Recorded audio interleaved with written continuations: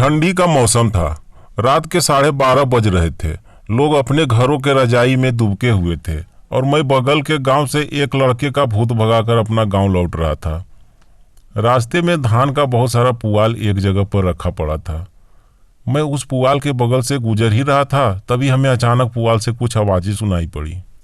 मैं रुक गया और रुकने के बाद मैं अपना टॉर्च लाइट बंद करके चुपचाप खड़ा हो गया। कुछ देर तक चुपचाप खड़ा रहने के बाद धीरे से एक स्त्री की आवाज़ आई जो बोल रही थी, लगता है चला गया। इतना सुनकर मैं और उसके नज़दीक चला गया, अंधेरे में छुपकर बैठ गया। फिर अंदर से एक पुरुष की आवाज़ आई, वो थोपन पाड़े होगा, रोज रोज ये बुढ़ऊ इधर से ही जाता है। वो स्त्री बोली, ये बुढ़ऊ जाता क्या करने रोज रोज इधर? तब पुरुष बोला, अरे वो टोना टोटका भूत पे ठीक कर ले चलता है। उन दोनों की बातें सुनकर मैं गुस्से से पागल हो रहा था। इतने में वो स्त्री बोली, आप भी मिलते उस बुढ़ऊ से, शायद हम दोनों का भी कुछ उपाय कर देता। तब आदमी बोला, अरे कुछ नहीं होता टोना टोटका से, ये पाड़े तो सबको झूठ मूठ बेवकूफ़ बनाकर पैसे ठगता है। इतना सुनकर मैं गुस्से को काबू में नहीं कर पाया और मैं उन दोनों के पास जाकर अपना टॉर्च लाइट जला दिया। टॉर्च लाइट की रोशनी में उन दोनों की स्थिति देखकर मैं भौचक रह गया। दोनों अजीब तरह से अपने काम को अंजाम दे रहे थे। पता नहीं कौन सी पुस्तक से देखकर ऐसी हरकतें सीखी थी इन्होंने। ये देखकर मैं और ज़्यादा गुस्सा हो गया और बोला, ठग किसको बोलता है रे हफ्सी? और ये पापी औरत हमको बुढ़ऊ बोल रही थी, अभी तुम दोनों को मजा चखाता हूँ। गुस्से में मैं शोर करने ही वाला था कि दोनों आकर मेरे पैर पकड़ लिए। मैं बोला, अरे पापी मेरा पैर छोड़ो। दोनों मेरा पैर पकड़कर बोल रहे थे कि बाबा जी मुझे माफ़ कर दो, हमसे गलती हो गई। और वो स्त्री रो रही थी। मैं बोला, तुम दोनों कौन हो? तुम लोग को घर नहीं है ये सब करने के लिए? मैं इतना बोलकर अपने घर की ओर चल पड़ा। सुबह 9 बजे मैं नाश्ते पर बैठा था, तभी मेरी पत्नी आकर बोली कि कोई औरत आपका बाहर इंतजार कर रही है।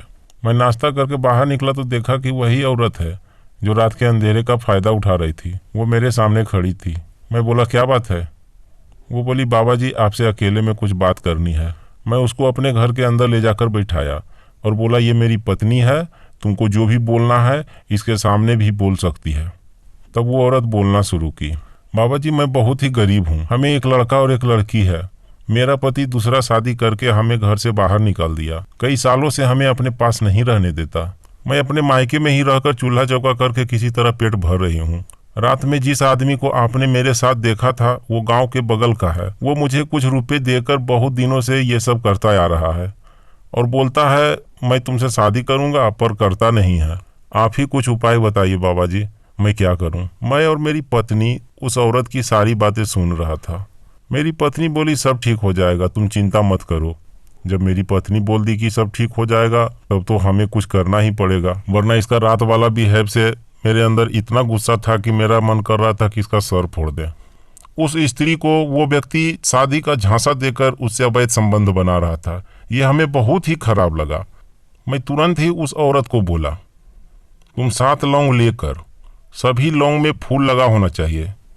उस 7 लौंग के फूल में पीला सिंदूर लगाकर शनिवार के दिन सुबह 7 बजे अपने घर के किसी कमरे के उत्तर और दक्षिण कोण में बैठकर उन 7 लौंग को एक लाल कपड़े के ऊपर सभी को सीधा सीधा रखकर प्रत्येक लौंग को दाहिने हथेली में दबाकर इस मंत्र को 7 बार बोलना, ओम तत्भारवै नमो नम, या रुद्र या मोहिनी कर अमुक सिद्ध नमो स्वाहा। उसके बाद एक लौंग को किसी प्रकार उस आदमी के जेब में डाल देना और उस लाल कपड़े को छुआ कर बाकी के 6 लौंग को उस लाल कपड़े में बांधकर अपने तकिए के नीचे 7 दिन तक रखना और उस व्यक्ति का शक्ल 7 दिन तक नहीं देखना और ना ही मिलना। वो लौंग उस व्यक्ति को तुम्हारे तरफ खींच कर ले आएगा और वो तुमसे शादी करके ही मानेगा। भक्तों, इस वशीकरण को पुरुष भी कर सकते हैं, लेकिन एक बात को हमेशा ध्यान रखें भक्तों कि वशीकरण भी उसी के हाथों सफल होता है जो वशीकरण का दुरुपयोग नहीं करता हो। बाबा जी के दरबार से घंटी बजाकर जाएं भक्तों और लाइक बाइक कर दें। भोलेनाथ आपको खुश रखे।